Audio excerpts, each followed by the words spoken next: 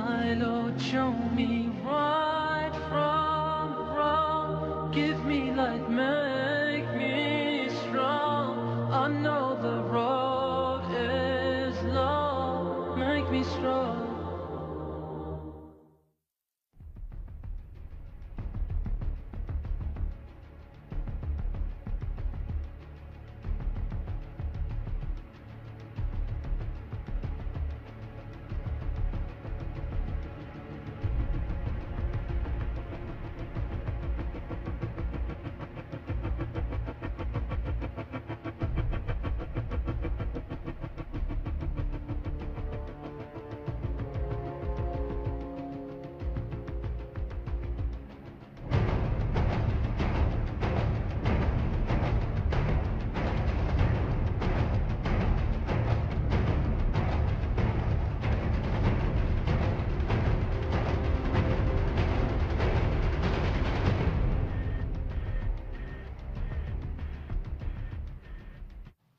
Bismillahir Rahmanir Rahim. We begin with Allah's blessed name. We praise Him and we glorify Him as He ought to be praised and glorified. And we pray for peace and for blessings on all His noble messengers, and in particular on the last of them all, the blessed Prophet Muhammad sallallahu ta'ala alayhi wasallam. And I say in particular because I am Muslim, and this is the Prophet who I follow. So in particular, the Prophet Muhammad sallallahu ta'ala alayhi wasallam. I greet you wherever you are from the studios of the Islamic Broadcasting Network here in my beautiful Caribbean island of Trinidad. Wherever you may be in the world and you are viewing this broadcast, live streaming on ibntt.net and also on YouTube on IBN Master. So wherever you are in the world and you are viewing this program, even here in Trinidad, we greet you with Assalamu alaikum wa rahmatullahi wa barakatuhu. And again, once more, we remind you that our latest book, Alhamdulillah, is now finished. I'm just doing the touching up work. And the title of the book, you'll see it on the screen just now, is Dajjal, that is Dajjal, the false Messiah, Dajjal, the Quran, and Awwalul Zaman, or the beginning of history.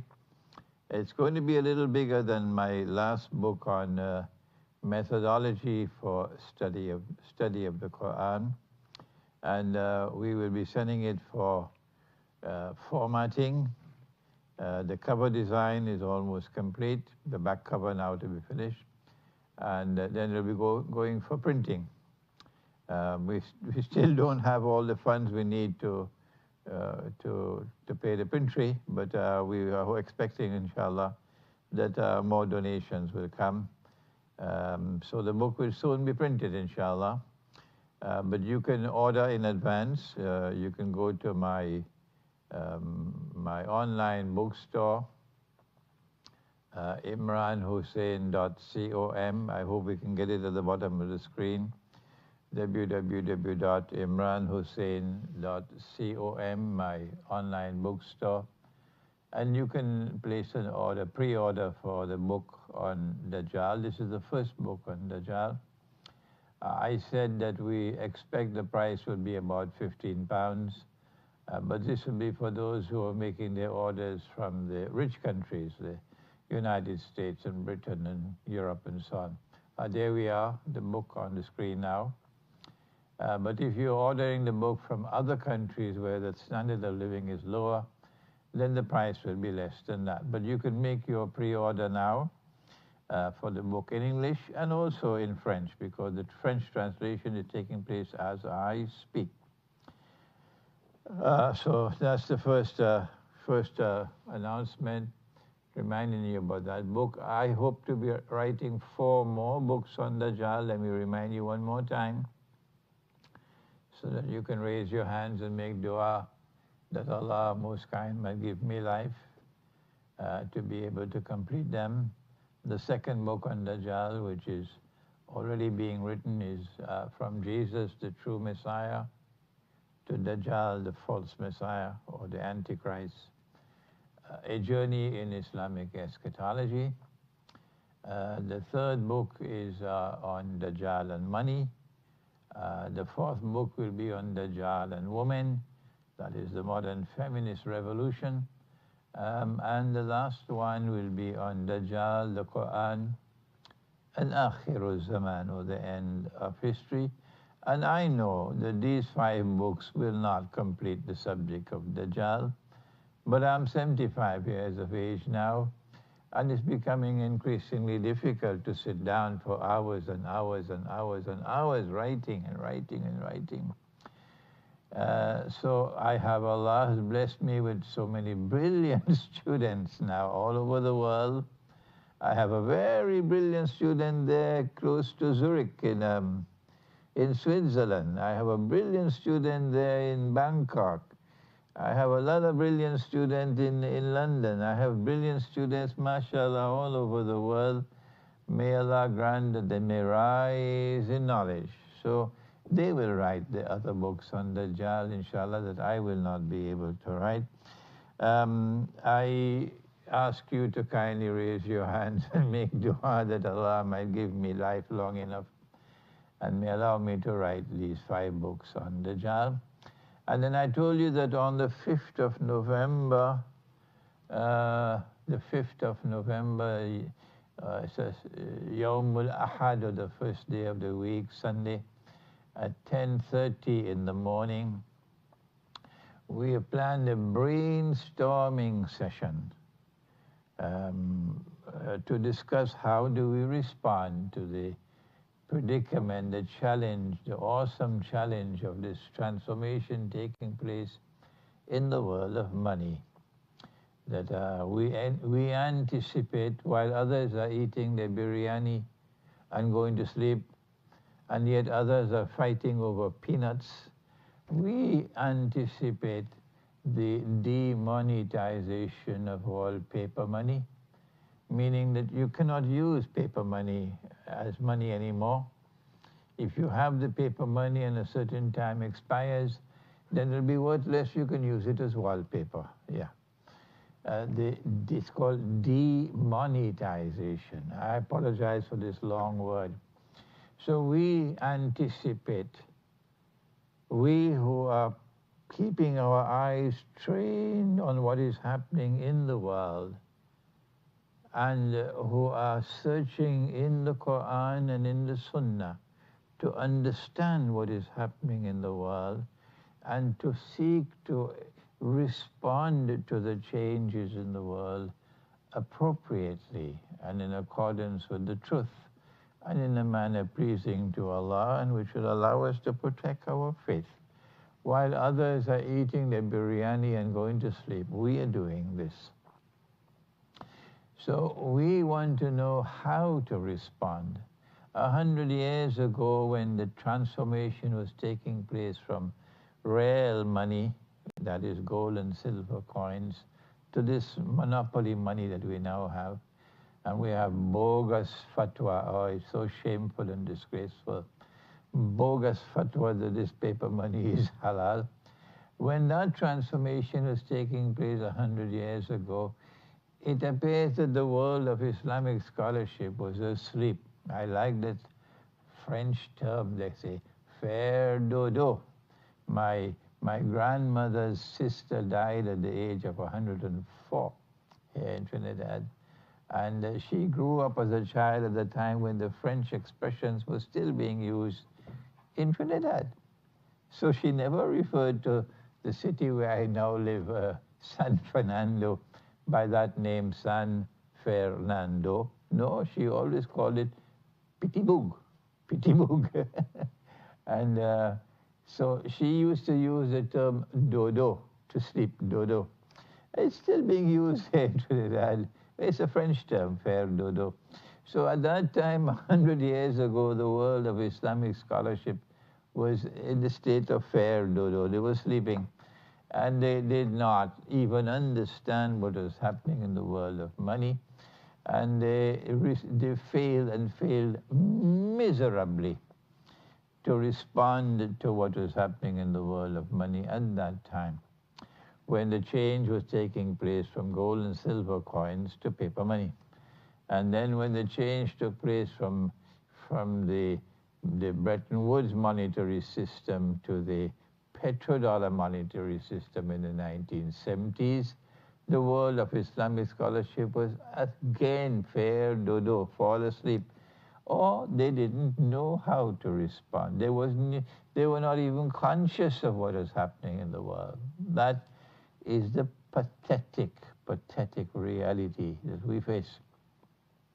But now, no. Now we have many of our people who are conscious, who are aware of what is happening, and who can perceive that we are on the verge of the demonetization of all paper money.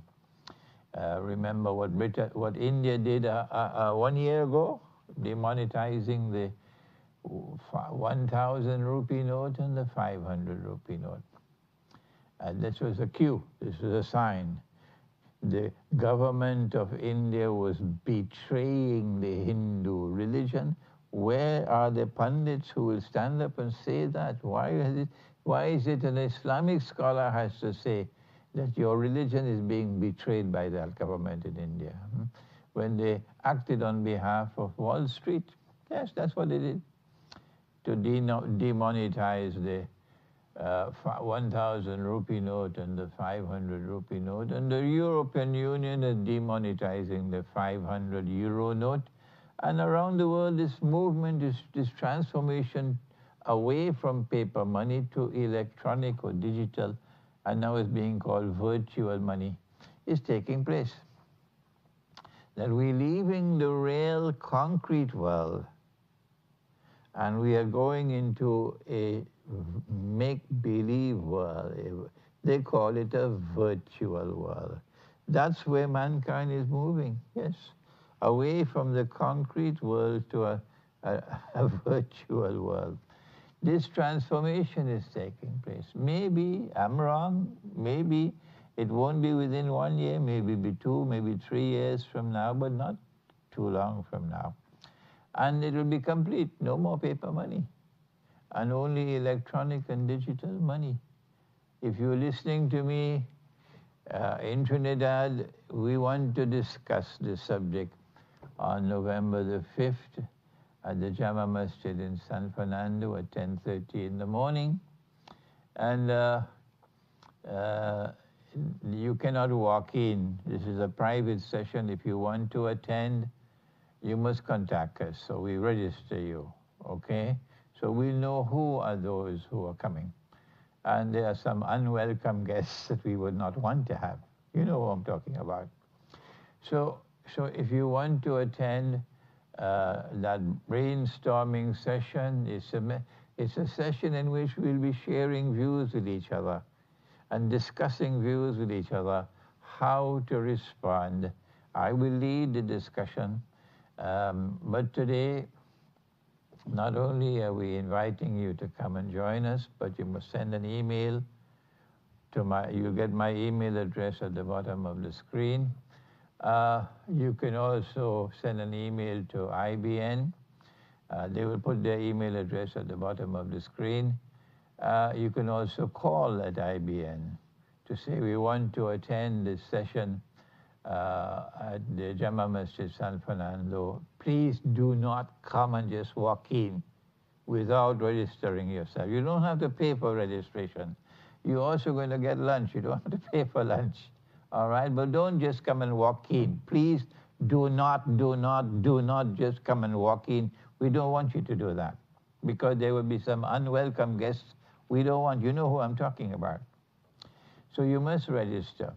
But today we will, in anticipation of that session on the 5th of November, incidentally, if you are abroad and you want to come to Trinidad to attend that session, which will last from 10:30 and maybe until a little bit after Salatul Zuhr, we'll have lunch, and then we can also continue the discussion. You can come from abroad as well. We already have some people who are coming from abroad. There was one who wanted to come all the way from Egypt, but unfortunately, he could not make it. Brother, I hope we will be able to come and visit you in Egypt, inshallah, sometime. I was once a student in Egypt for 1 year. So today what we'll do is we'll have the brainstorming session, but here on live on IBN. You can call in with your calls, and whenever you call, we will interrupt the program to take your call. The numbers are at the bottom of the screen. You can also call from abroad, but I hardly think there will be many people viewing the program live from abroad because we did not advertise it properly.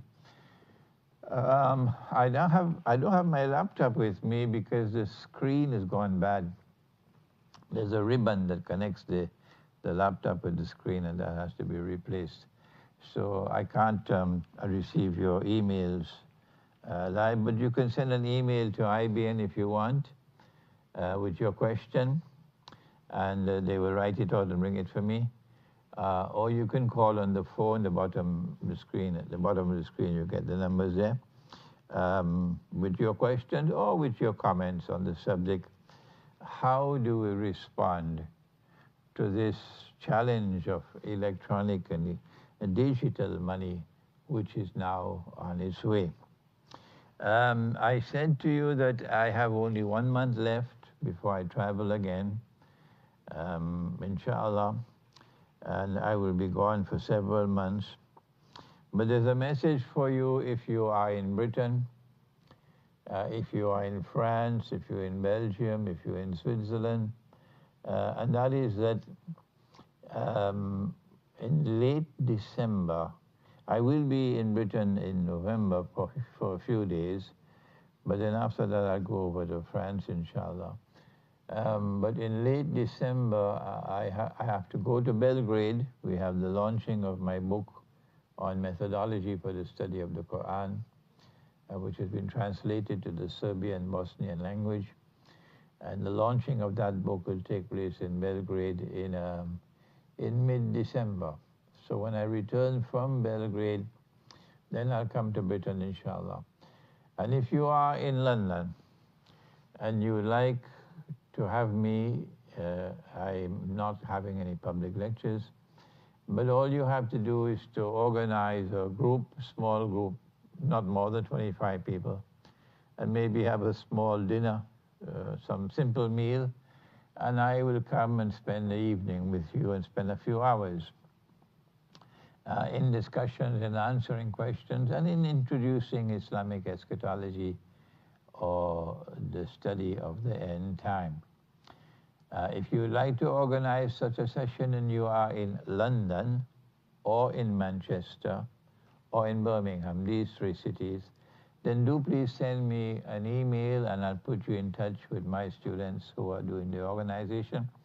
And we'll see whether we can put an evening for you to come and sit with you and spend the evening with you and have a small meal and have a nice long discussion session and answering questions. Remember, this is London, mostly London, but also Manchester and Birmingham and the areas close to these 3 cities.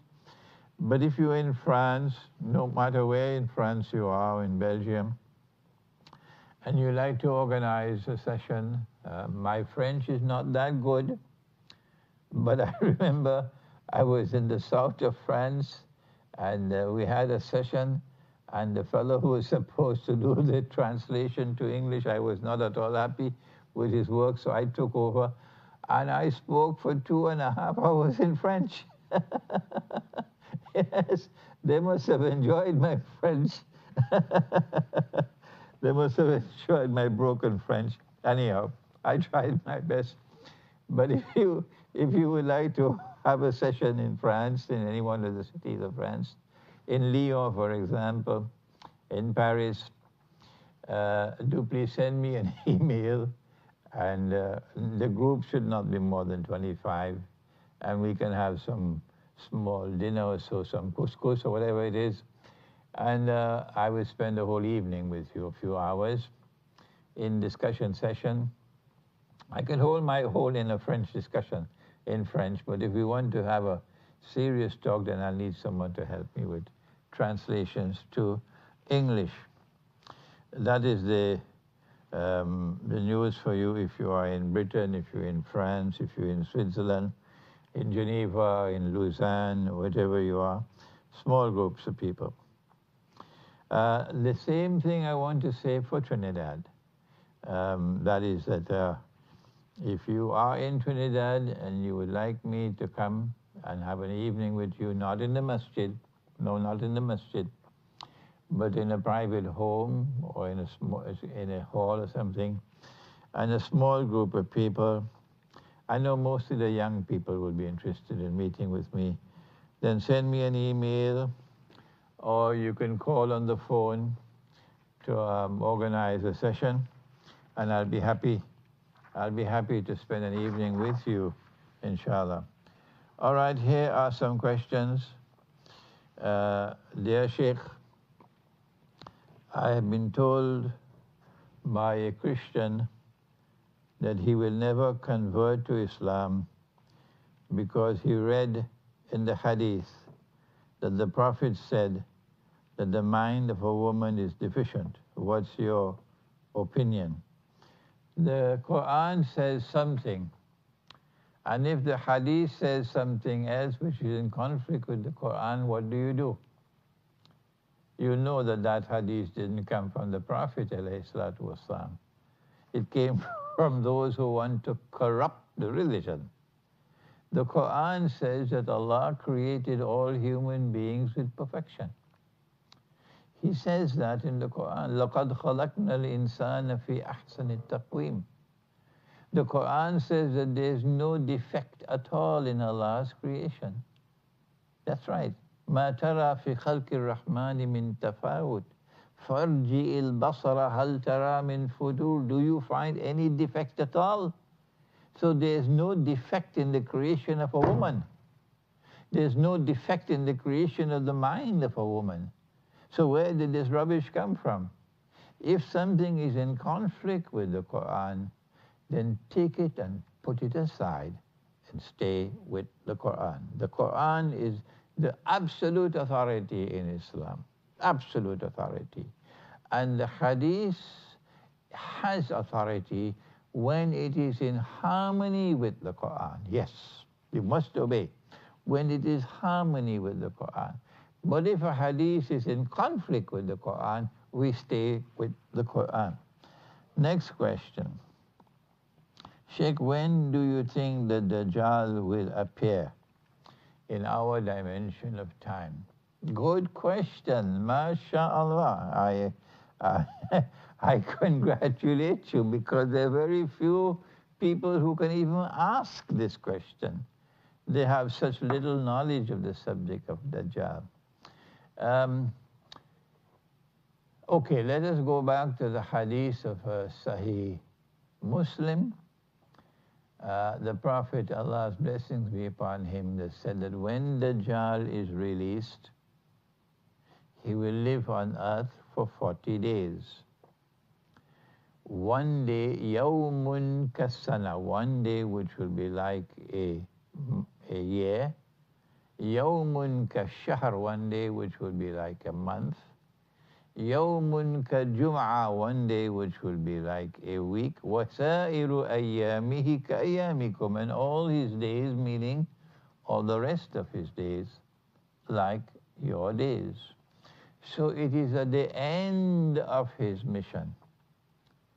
After he has completed stage 1 and stage 2 and stage 3, only then will his day be like our day. Only then would he be in our world of space and time.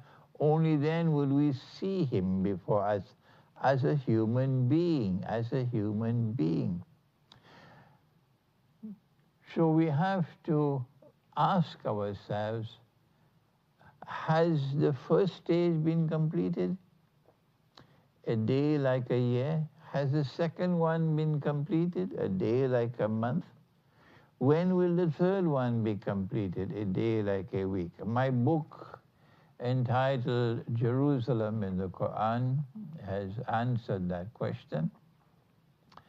And the second book of mine, entitled Suratul Kahf in the Modern Age, has a chapter on the Quran and time. I wish I did not have to write that chapter. I really wish I did not have to write it, because that chapter should have been written by my teacher, Maulana Dr. Fadlur Rahman Ansari, rahimahullah, or it should have been written by his most learned student of all, which not me. His most learned student is Maulana Siddiq Ahmed Nasir, or by Maulana Wafi Muhammad, or by Dr. Ibrahim, Abul Fadl Mohsin Ibrahim in Durban, South Africa, or by Sheikh Ali Mustafa.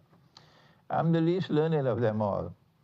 So I had to write that chapter entitled The Quran and Time, and in that chapter you'll find me giving my views, explaining this hadith.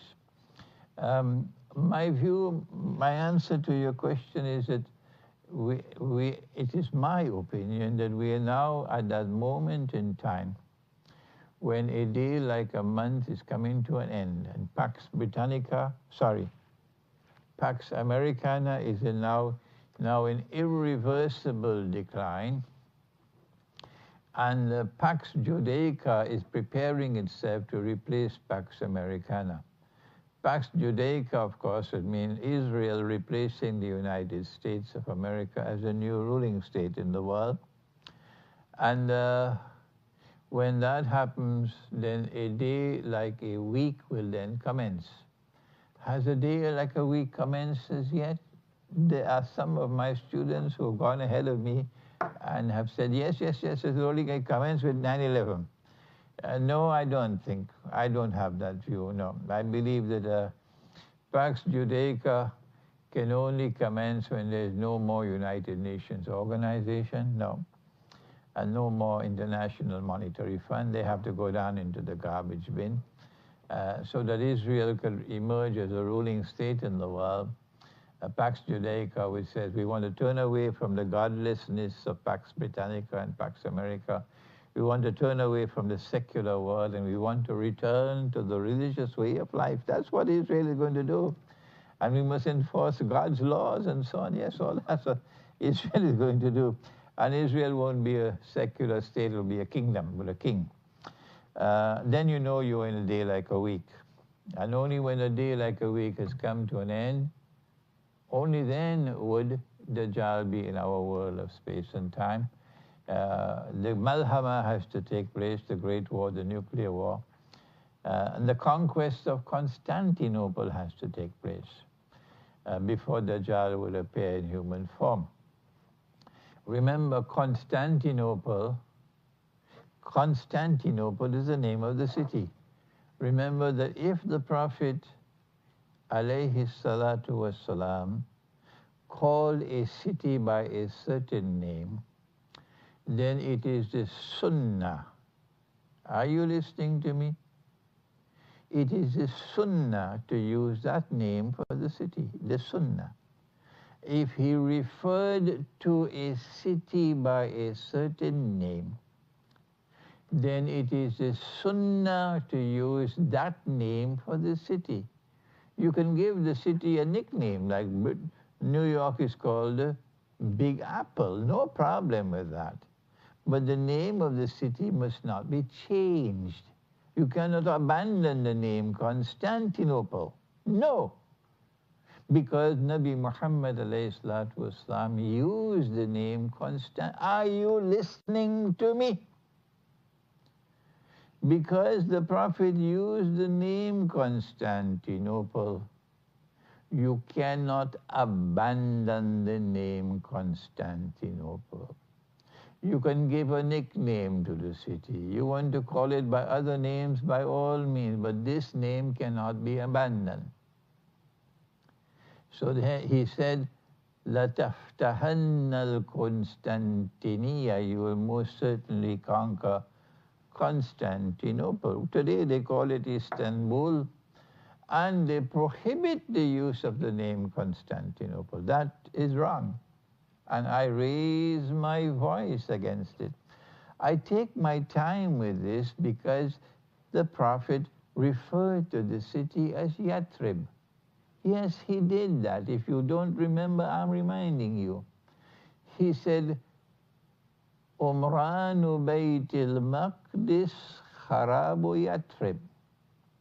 Since he referred to the city by the name of Yathrib, of course there is no problem in calling or describing the city as Madinatun Nabi. No problem with that, but you're not changing the name. No, you're referring it to as the name of the city of the Prophet ﷺ, but the name that the Prophet uses Yathrib. And in the Quran, Allah refers to it as Yathrib. So you cannot abandon that name as you have done. And all that I am doing is pointing out to you that you cannot abandon the name. All that I am doing to you is reminding you that it is not prohibited to use the name Yathrib. All that I'm reminding you, it is not derogatory, the name Yathrib. That's all I'm doing. That's all, that's all, that's all. So don't tell me I'm prohibited from using the name Yathrib. Okay, there's a call from Diego Martin. Hello? Okay. Assalamu alaikum. Wa alaikum salam. Sheikh, Yeah. do you think now with the threat to the US dollar by the Chinese currency, do you think that this could provoke the war rather than, say, North Korea? And in which case, Trump might be only the scapegoat that they will blame, but it will really be those who control the monetary system who will be doing this. Diego Martin, Jazakallah. are you Trinidadian? Yes, yes. Really? Yeah. I didn't think Trinidadians were so advanced in their thinking. I thought most people in Trinidad fared dodo.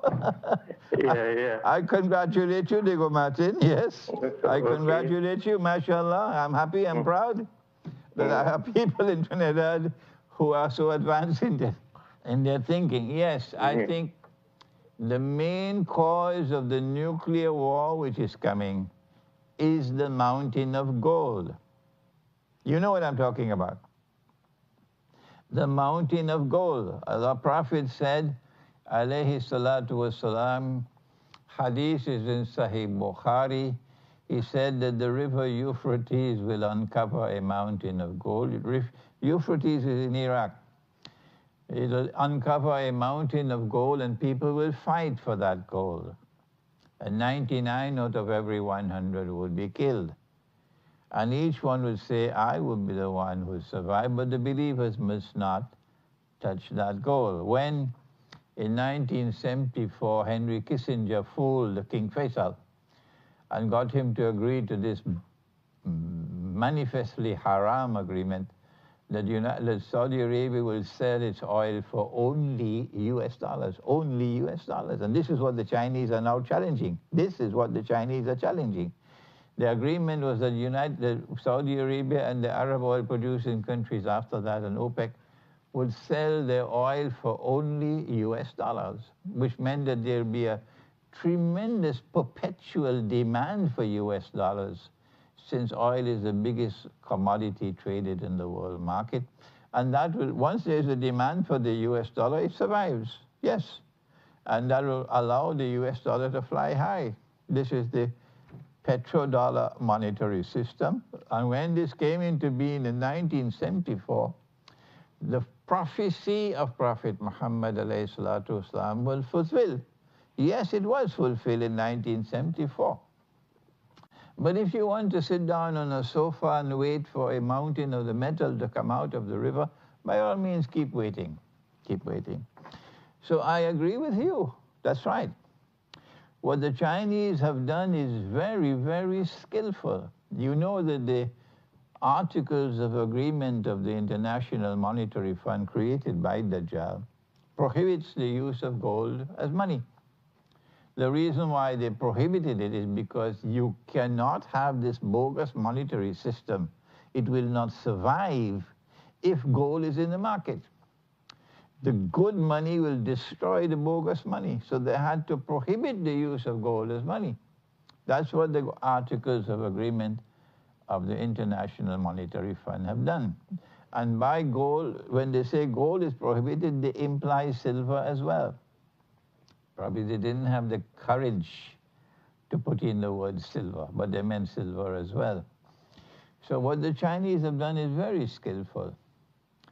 And it is certainly an attack on the petrodollar monetary system. The Chinese are saying, we are going to buy your oil from you, and China is now the biggest customer that the Saudis have, surpassing the United States. So if your biggest customer says, I'll pay you in Chinese yuan, but when I pay you in Chinese yuan, you can convert the yuan to gold. We'll convert it for you to gold at whatever is the market price of gold. So you'll have gold, real money. If Saudi Arabia agrees to this, and I don't see any way that the Saudis can escape, they're stuck in this now, and they're in a big predicament now in the economy, then that will be the beginning of the end of the petrodollar monetary system. So yes, the big war that's coming is because of the attack on the petrodollar monetary system, which will become the collapse of the US dollar. But they cannot allow the US dollar to collapse other than in a big war. Because if the US dollar collapses, there'll be chaos, there'll be anarchy in the United States. That's the country of the world where you have the most guns in the hands of people. Oh yes, there will be anarchy in the United States if the US dollar collapses. So they'll have to hide the collapse of the monetary system in some kind of a big envelope like a nuclear war.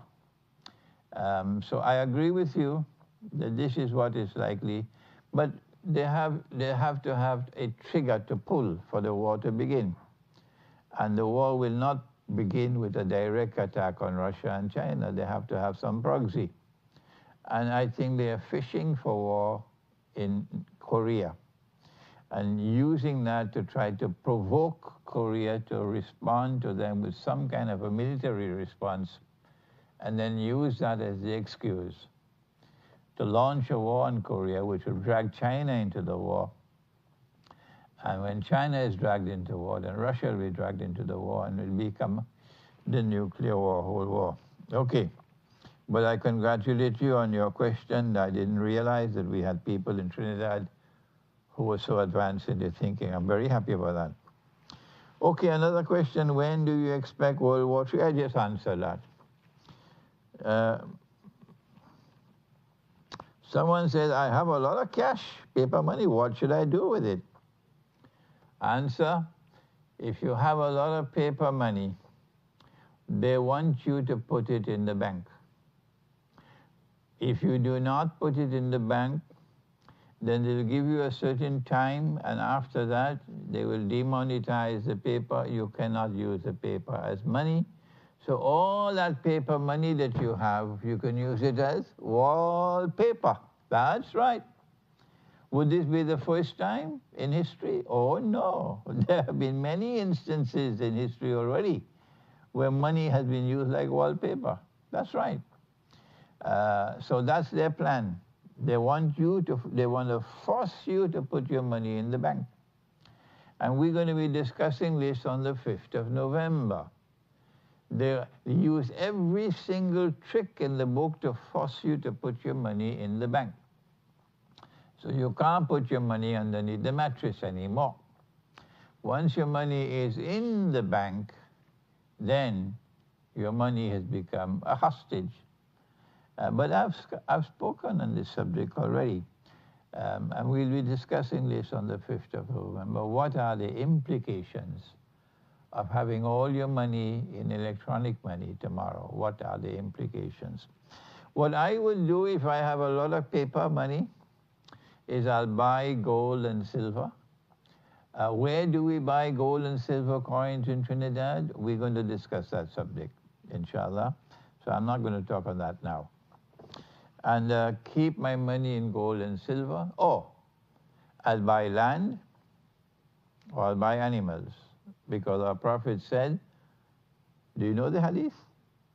He said, sallallahu ta'ala alayhi wa sallam, if you have land, hold on to your land. If you have animals, hold on to your animals. So that's what I'll do with my paper money. But you want to discuss with your mufti? Ask him whether the paper money is halal. Go and ask your mufti. Go and ask your maulana. Go and ask your sheikh. Ask them. If they close the door, knock and knock and knock and knock and knock until they open the door, and ask them, is it halal? If he says, well, maybe it is makruh. And you can ask, well, why did you not say this to us all this time? Why is it 20 years now Imran has been talking on this subject and you remain so ominously silent? What is wrong with you? Ask them. Ask them. If it is halal, explain to us why is it halal. Where is the proof? Okay? The next question is, but I have to live, and I cannot buy things with gold and silver. Yes, you can. Yes, you can. I remember I gave a khutbah in a masjid here in Trinidad. I won't mention the name. I don't want to embarrass anyone. How many years ago? Almost 10 years ago. And in that khutbah, this was when the great collapse took place in 2008 in money. In that khutbah, I urged here in Trinidad that we should concentrate on building a market. If I had a large portion of land on the Churchill Roosevelt Highway or on the Solomon Hochoy Highway, what would I do with that land? I would build a market. And in that market, there are stalls where people can come and buy and sell. And the market is open for Christians, for Jews, for everybody, but the market will be run on the basis of Islamic principles of business ethics. Yes. And the world will be watching with wonder, is this Islam? How come we waited so long for this? Why you never brought Islam to this country? Huh? That's what I would do. I'd build a market. That's what I would do. I would build a market. And in that market, we'd use gold and silver coin, not gold really, but silver coins for buying and selling.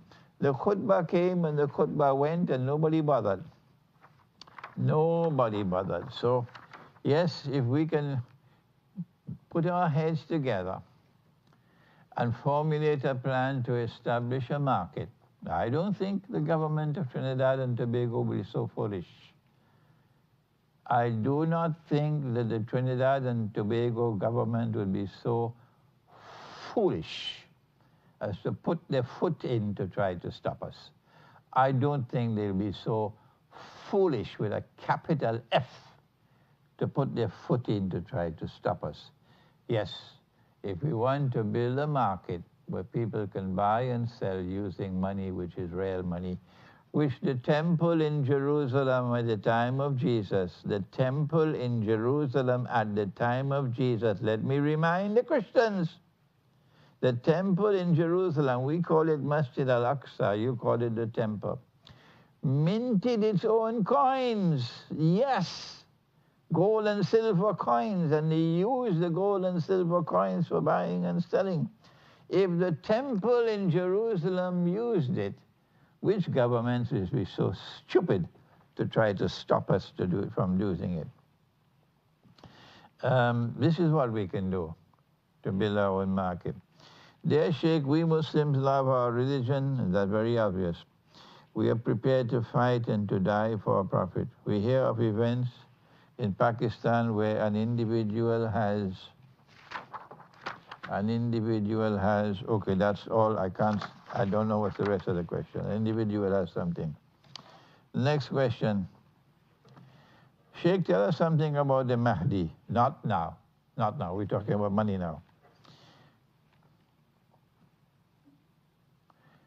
uh, okay, an individual has controversial opinion of our religion, and our brothers are not able to control themselves, resulting in violence and death. How should we react to people who claim our holy book does not say the truth? How should we react to people who claim that our holy book does not say the truth? You can reject Islam, you can reject the Quran, and that does not mean we have to wage war on you. Yeah. Our response to you would be, Lakum dinukum waliya din. To you your religion and to us ours. So your rejection of Islam or your rejection of the Quran does not result in warfare.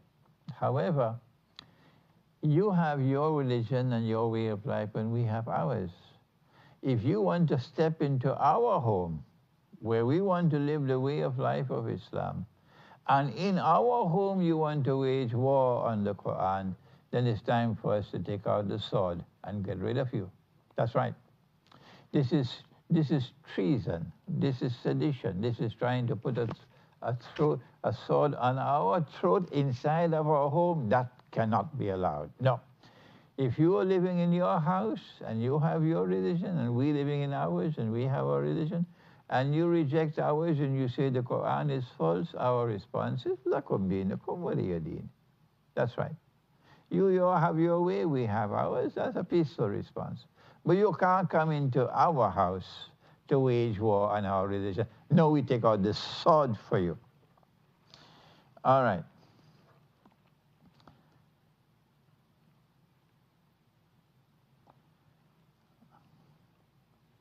I don't understand. Are you allowed to lie? It is allowed to lie to the Zionist people and rest the government. What are they lying about? I don't understand. Maybe you should speak. You should write to me in English. Do you have any information concerning the Sea of Galilee? Or the reason why he asked about the Sea of Galilee is because, do we have any more calls? I don't see any more. If you want to call in and give us your opinion, we'll be very happy to hear your opinion. Maybe you would say something to us which will be of value, and we can then use that and have a discussion on that on the 5th of November in our brainstorming session. So do please call. I'm waiting for your calls. The numbers are at the bottom of the screen. Now then, the Sea of Galilee. The reason why he asks about the Sea of Galilee, because the Sea of Galilee is in the Holy Land, and our Prophet said about Gog and Magog. You remember what he said? He said that when Allah releases Gog and Magog, the first of them will pass by the Sea of Galilee on his way to Jerusalem. Well, the word Jerusalem is not in the Hadith, of course. The Prophet used the name Baytul Maqdis, like he used the name Yathrib, and he used the name Constantinople. So we should follow the Sunnah. The Sunnah is Constantinople, the Sunnah is Yathrib, and the Sunnah is Baytul Maqdis. He said the Gog and Magog will pass the Sea of Galilee on the way to Baytul Maqdis, or Jerusalem, and they will start to drink the water. And by the time the last of them all pass, they will say there used to be water here. Jesus, Nabi Isa alayhi salam, will not return until the Sea of Galilee is dry. The Christian doesn't know that. But we Muslims know that because we have Prophet Muhammad. Allah's blessings be upon him. Yes, Faisal on the phone. Hello? Assalamu alaikum. Wa alaikum salam. Maulana, our money is already tied up with the U.S. government. We already signed up things for fraudulent money and them kind of laws that they have put up on us already. How we can deal with that? Our money is already tied up. Yeah. The first response is, if you borrow money on interest, then Allah says in the Quran that if you turn away from the interest of the riba, فَلَكُمْ رُؤُوسُ أَمْوَالِكُمْ, you have an obligation to repay the principal sum which was borrowed, you do not have an obligation to repay the interest. So what we would say, if we are Pakistan, for example, and you have so many loans, that's why they give you the loans. They gave you the loans so they could tie your feet and make you a slave. That's why they give you the loans. And they're giving loans of what? Invisible money, paper money. They didn't work for it, no sweat. Are using that bogus money to tie you up. So what we say to you is, yes, we borrow this money from you. And we repay whatever we borrowed from you. But we're not going to pay any interest, not now. Number two, we will repay you the money on the basis of our capacity to repay. On the basis of our capacity to repay. That's how we repay you the money. So if Trinidad and Tobago borrowed money, and Trinidad and Tobago wants to follow a path in which there is a capacity to survive and escape slavery, then this is what Trinidad and Tobago should do. But we don't have that kind of government in this country. We have governments who have such blind, they have eyes and they can't see, that now the government says that if she is 17 years of age, she cannot be married. Yes, wait. All of you who support that legislation, all the political parties in parliament who supported that legislation, we who follow the religious way of life, we are telling you, wait until you go in the grave and you'll see what you'll do for challenging the law of God. Yes.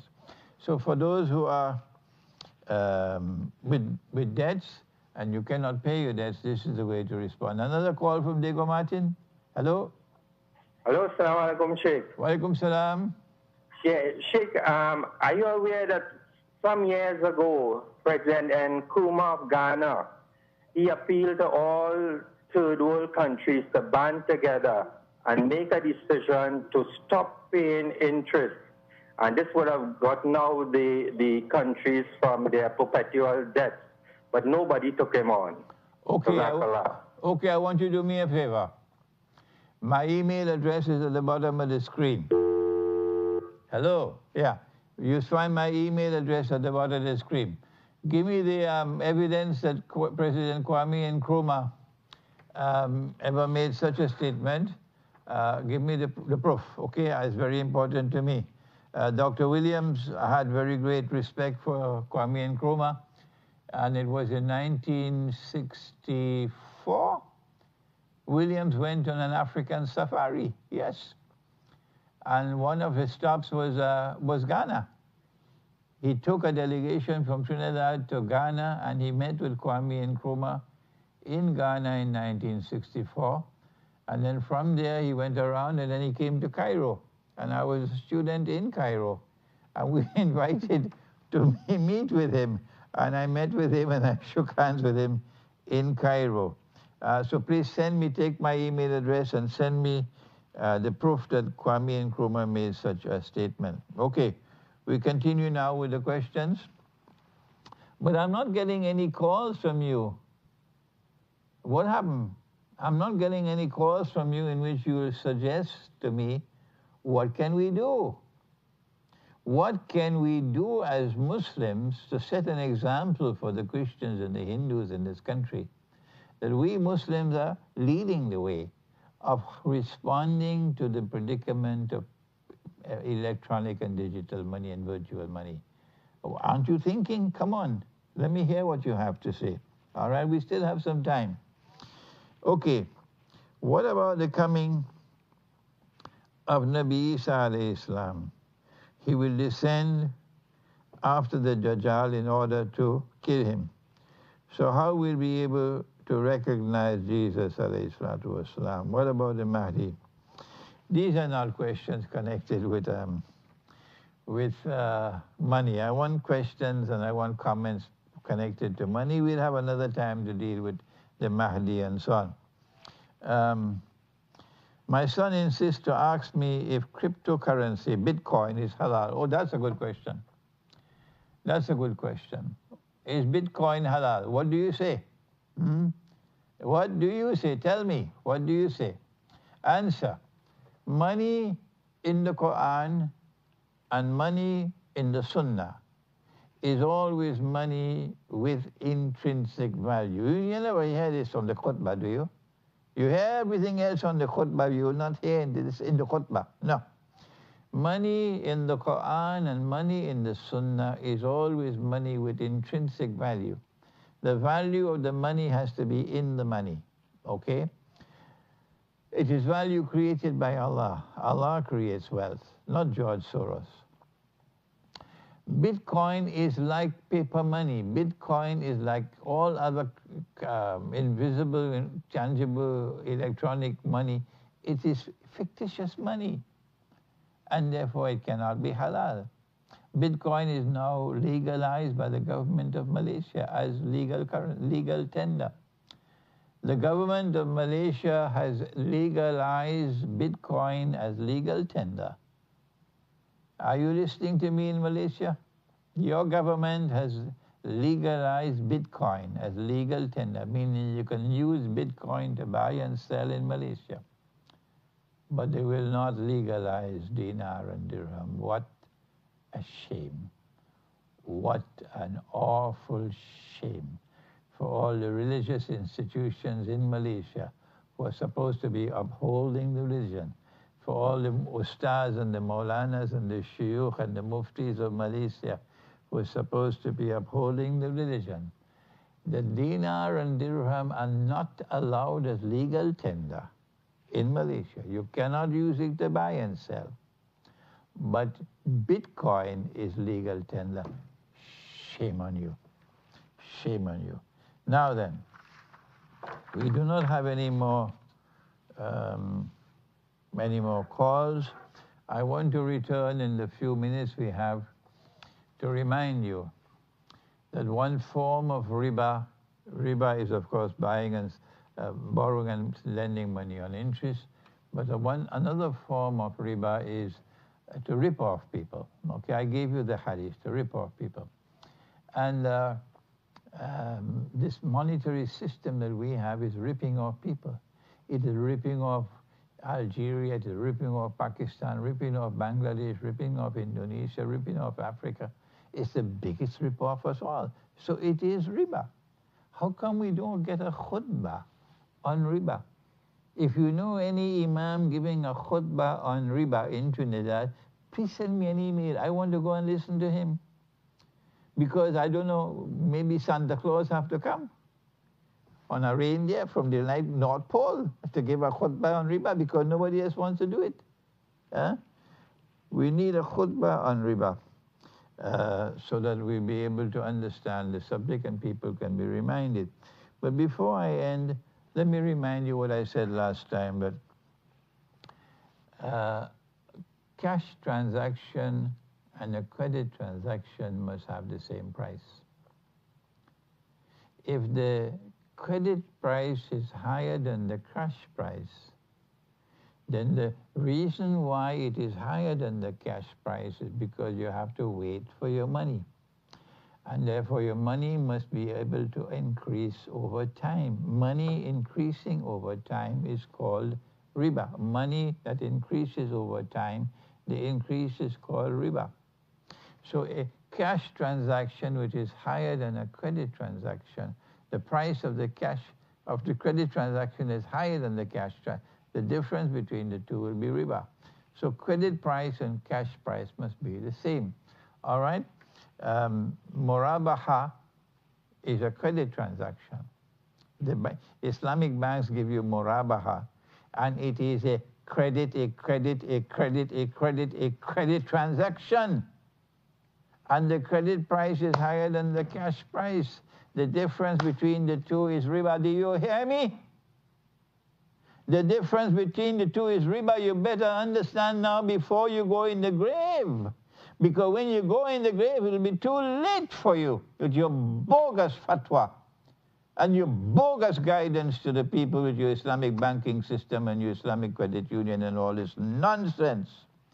I am sorry that I become so angry, but I've been talking for 20 years now, and I'm fed up, and I am frustrated.